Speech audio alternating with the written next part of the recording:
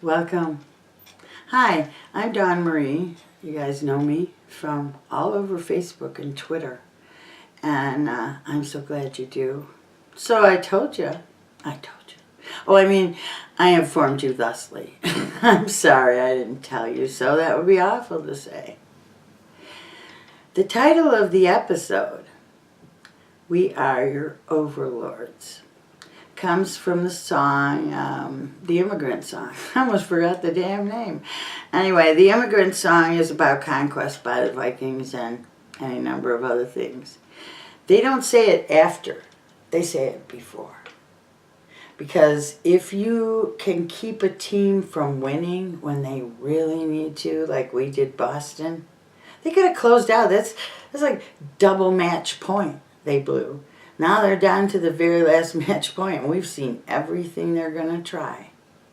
So I say, we are your overlords.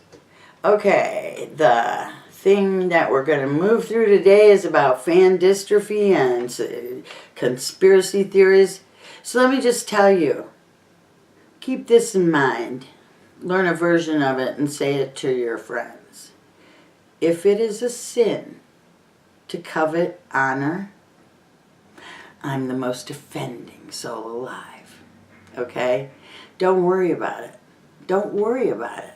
That's what it's really about. Because it's going to be war out there. It's not going to be like another hockey game. It's not at all like another hockey game. They have to win. Not only would this be the end of their season, but it may be the end of the whole dream of the team that Don Sweeney built. It may be over. And when we beat them tomorrow, when we go in there saying, we are your overlords, we have denied you twice what you want, what makes you think you can get it this time? Oh, that's incredibly Shakespearean. I had chills. Anyway, but that's what we have to do. Now I hear if the refs are on our side. I find it ironic that you think that the refs might be on Boston's side and you would like them to be on ours instead. I mean, how about they just be refs? But unfortunately, that's not usually what happens. And there is some home crowd advantage because they get caught up in the spirit of it when the crowd says, ah, and they go, oh, what didn't I see? So that's a calculation. Every sport has to be played somewhere. It's the reason the Super Bowl is at a neutral location, if you can call it that. And this is how hockey works. This is how most sports work. It's not going to be fair. Get over it. Get a hard hat. It's time. Get a hard hat. This is a blueprint. We're building the Taj Mahal. It's not going to be complicated. Crap's going to fall. Things are going to have to be replaced. But honest, you don't give up the plan. You put on a hard hat and you keep working through it. You don't say, yeah, that blueprint's bullshit, okay? Get over it, okay? It's not. The guy doesn't care if any of us like him. Brendan Shanahan does not care whether or not you like him. He cares about all-time greatness. He cares about it in this really kind of ruthless way, you might say, but it's not. It's a lot like those who lead people into great movements. But people are always doubting. They're always saying, why we get this guy and why didn't we get this guy and what are we going to do if we don't get Doughty in the summer? I mean, he's a Toronto boy, wants to play for us. Geez, what could be wrong? We'll make that list later. The fact is we are who we are. And we're not going to play any dirtier. And we may deliver what we have because there's no reason not to. This is for all the marbles. Right now, these marbles. You need these marbles. They don't let you go get any other marbles. We want more marbles, right? I mean, come on. This is like regular life. You guys pretend like there's conspiracy theories. Not all of you. Some of you don't. But honestly, I spent a lot of the day talking about conspiracy theories for a hockey group of Facebook groups. Batman knows that you believe this. So why would he make it obvious that he's trying to do it? If on the off chance Gary Bettman thought it was a great idea for the Canadian teams not to win. Honestly, the Canadian teams They're the blue chip stocks. They're the fat cats of this corporation of the NHL that Bettman's most interested in over anything else. And Gary Bettman knows that those teams know who they are. They're the damn, well, I would say General Motors, but still they stay in no matter how bad it gets. And people would say these blue chip companies are irresponsible in financial crisis. You know what? Because it's not a crisis for them. I'll just lay off everybody, hire them back later. They don't care. That's the attitude that has caused the Toronto Maple Leafs, the Montreal Canadiens, and the Vancouver Canucks not to win. There's so many other issues, but I'm telling you, the Winnipeg Jets are now being properly managed. We're now being properly managed, and look what's happening. If there was truly a top-down need for us to lose, you never see the stitching, okay? That's what's so important.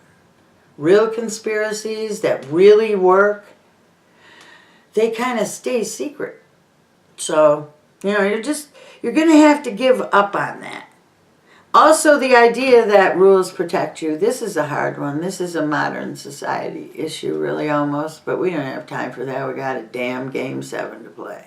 So let's just talk about the fact that almost every dirty thing going to be done to us in Game 7 by the Boston Bruins is illegal.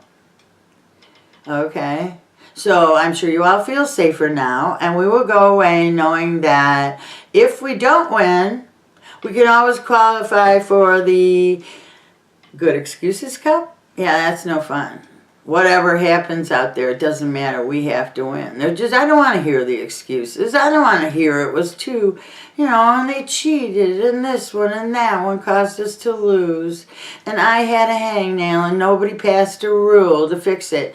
The rule doesn't help.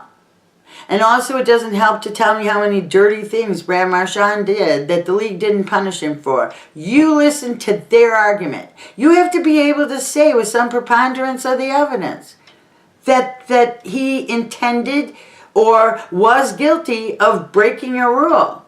And the way it always looks is accidental. So if you're waiting for someone to intervene, it's not going to happen.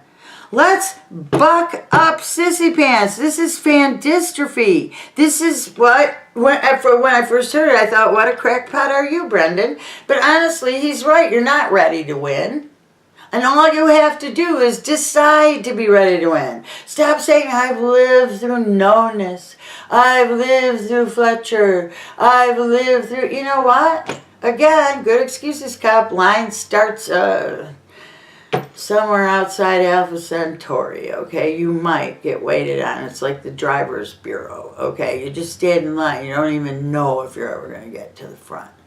So keep in mind, you got to go into that. We are your overlords, and play the way you played the last part of that third period. That was like sublime, even shorthanded. We looked like Superman. And that's really who we are in comparison to the Boston Bruins, and all they can do is try to diminish us by letting us fear what they will do. It's not going to happen, okay? The thing is, if we don't all get behind this at least a little bit, stop saying it's all over before it even started. I don't like to bury people until they're dead. You have to find a way to overcome and train yourself to be ready for the deal you're willing to make. If you're not willing to cheat this way, you can cheat that way. It's not about cheating. It's about the manliness, the forthrightness, the competitive nature of cheating. If you can't do the icky things because you'll feel too much like you're cheating and that the win won't be as good, which no one seems to suffer from. My dad used to say it's the worst thing that can happen. You cheat, you win, you didn't win. And you always know that. And you have no one to talk to because then you'd have to admit you cheated. So whatever operative thing is being told to kids now that replaces this, it's too bad. You have to find the deal you're willing to make. I say they have to catch us to hurt us. Right now, I don't see that more than 3 of them are prepared to be able to do that. Okay, there's another Shakespeare quote, because honestly, Shakespeare, man, he covered it, okay? Our wills and fates do so contrary run that our devices are still overthrown.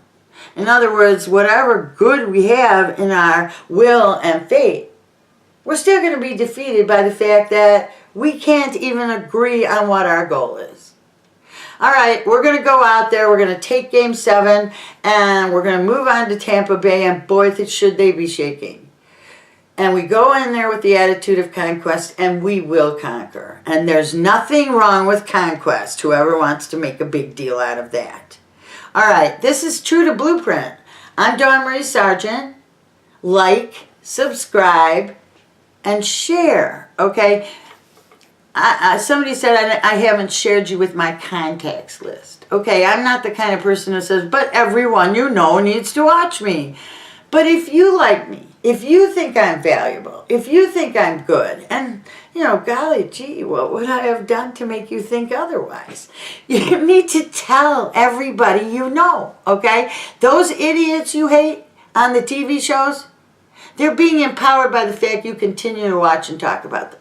Watch and talk about me. More of you. Do what I'm doing. Let's become the media establishment. Let's re-educate this fan base. Doesn't matter. We're doing it for ourselves. Just like Brendan is doing this ultimately for himself. And that's exactly why he's not going to fail. And that's exactly why you got to put on your hard hat. Okay, very well.